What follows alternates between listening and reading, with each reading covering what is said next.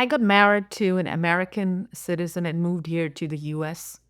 It's been almost 20 years.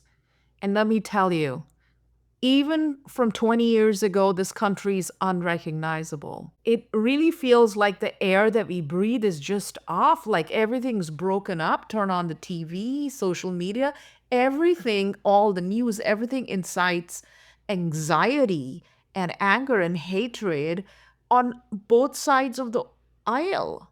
Families don't talk to each other anymore.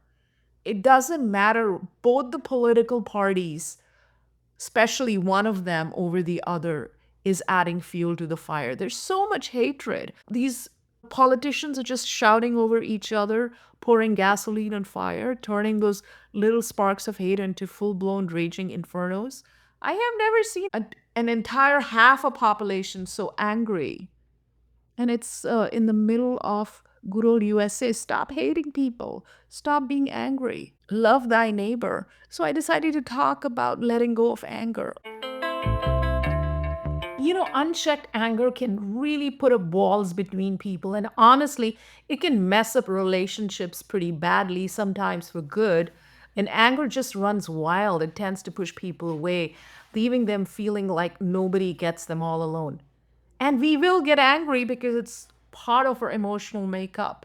It's how we are using it and how it's unchecked. That's the problem. Anger that we do not manage can create problems, not just in our relationships, but in our health as well.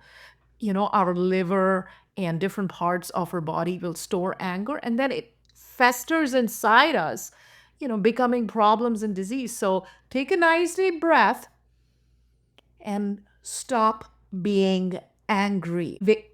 Let's talk about some ancient Vedic advice on how to stop being hateful and angry, or just letting go of anger that you were carrying.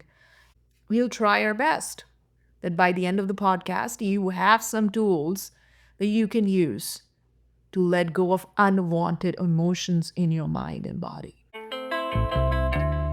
When the mind becomes fixated on worldly experiences, yeah, it's my way or the highway. And if you don't believe in what I am doing or who I voted for, then you're a bad person.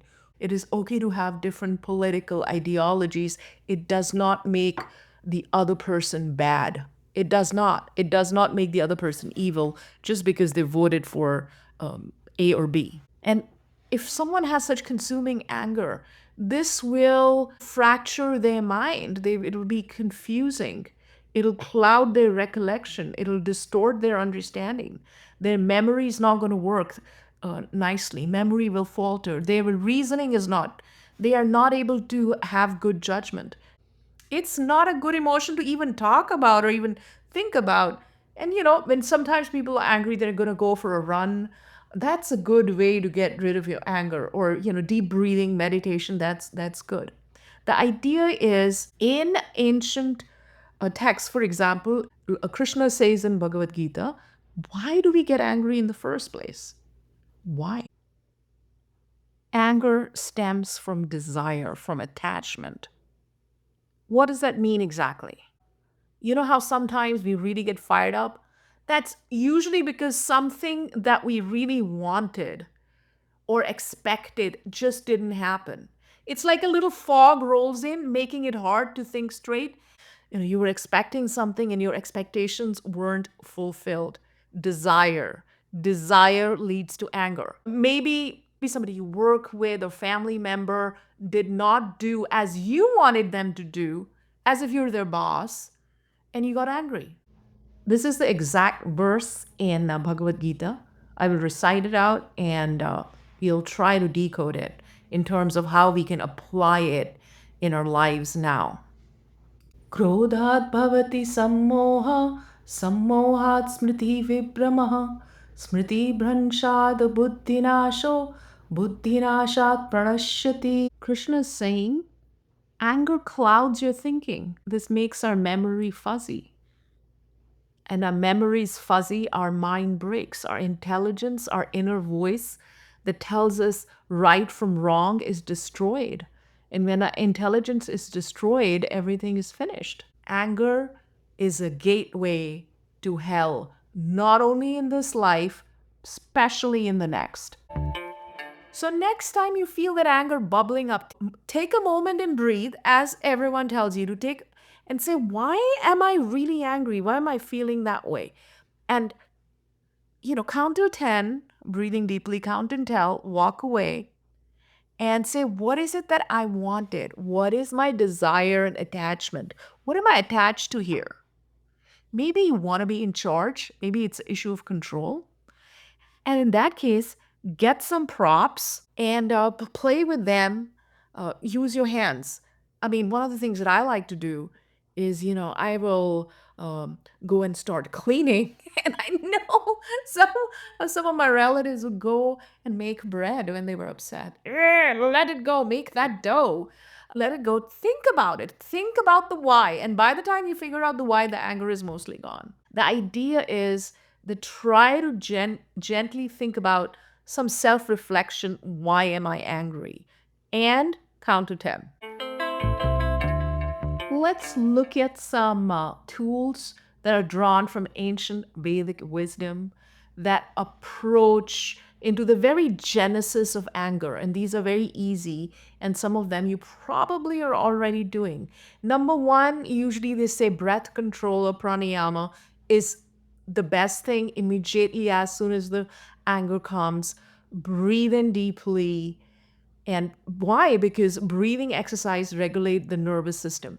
Now, it's important when anger's coming on or you're seeing red that your exhalation is longer than your inhalation. You've heard of box breathing, where you inhale for 4 counts or 3 counts and you exhale for 3 or 4 counts.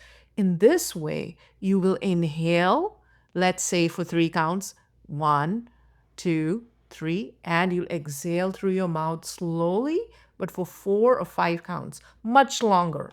So try to be your exhalation should be twice as long as your inhalation. And this is actually shown when you have longer exhalation, it triggers your parasympathetic nervous system and puts you in a system of relaxation. So do that, for at least 5 or 10 rounds.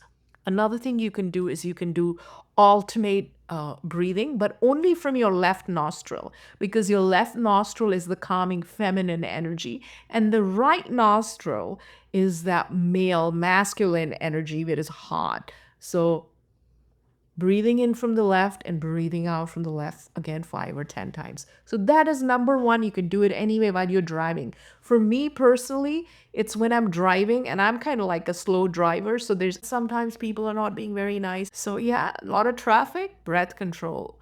2 counts in, 3 counts out. 3 counts in, 4 counts out slowly.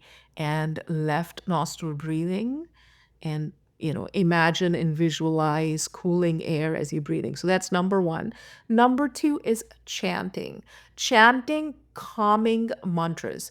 That means calming mantras that are also chanting. For example, Om Shanti Shanti Shanti. The word Shanti means let there be peace, let there be calmness. But when you add the Om in front of it, now it becomes a powerful mantra.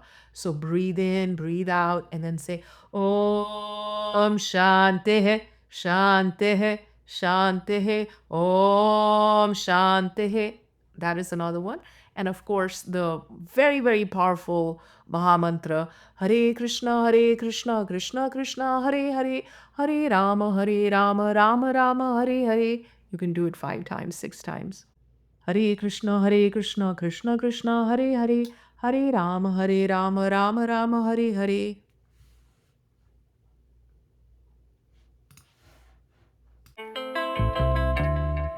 Never hold on to anger, ever. And also forgiving yourself for having anger. Many of us, we don't resolve it, let's admit it.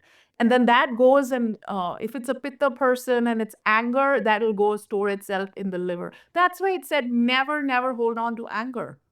Never hold on to anger, ever. We hold on to all of these things, and that also is affecting. And then stress of these senses, overusing your eyes, ears, nose, tongue. Oh my God, social media and screens is a good one. Never hold on to excess grief because that's all lungs.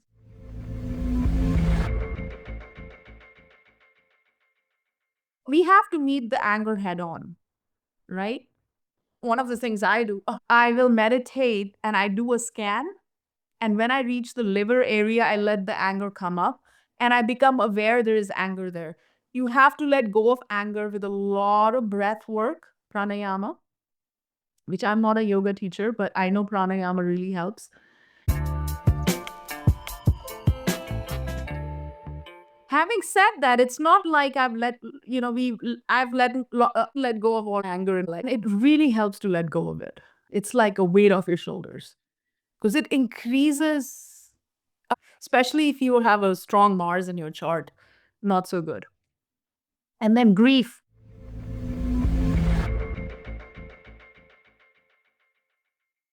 You know, when my kid went to study in Scotland, for 3.5 months, I had a lung issue. Then my friend, she's like, Manjalali, you are grieving.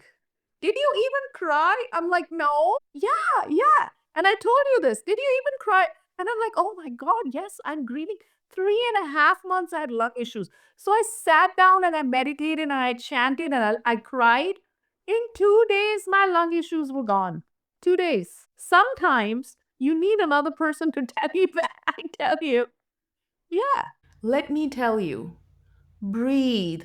Let go of the anger. Forgive yourself, forgive the other person. Do not let your anger become the fuel that leads to a heart attack or mental toxicity or unhappiness because it's only going to make you unhappy. That's why it said never, never hold on to anger. Never hold on to anger, ever. Vedic texts emphasize a sattvic diet. There are certain foods that will make us impure, that'll give us impure thoughts. For example, if you're storing some negative, toxic thoughts or anger, or you're harboring something which feels dark in your heart, then try to eat like soups and juices, do fruits, vegetables, grains, dairy, and try not to have spicy food. Try not to have flesh, animal-based food, just for a couple of days till this mental toxicity relieves, and also avoiding alcohol and stimulants that these can aggravate anger. So idea is to eat fresh meals, plant-based, fruits, vegetable grains. Actually, forget the grains also, just like having soups, just for a couple of days and maintaining a regular sleep schedule, not overstimulating yourself with YouTube videos. Please, as you're trying to get rid of the mental toxicity and anger, don't watch movies or TV or videos that increase these feelings. So maybe if you want to watch something maybe light romantic comedy or something like that, or happy movies or positive things for a few days. And most importantly, practice forgiveness. If you cannot forgive yourself, how will you forgive others? So don't hold a grudge. We are humans, we get feelings, emotions rise up and down like waves. Let's not hold grudges. Let's not fuel our resentment and bad feelings. Let us go of them peacefully.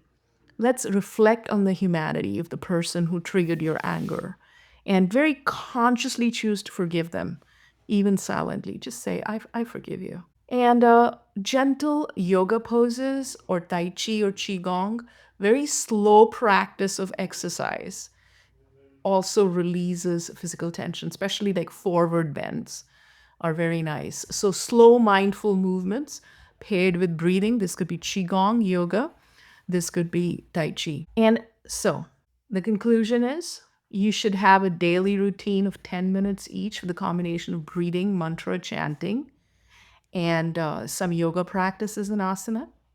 Pause and reflect. When anger rises, take a moment to breathe deeply and say, Hare Krishna, Krishna Krishna, Hare Hare, Hare Ram, Ram Ram, Hare Hare. Om Shanti, Om Shanti. Put some calming music on, sit down, and if you want to meditate, meditate. And If you still cannot get a handle on your anger, seek a therapist or a counselor or a Vedic teacher. Namaste.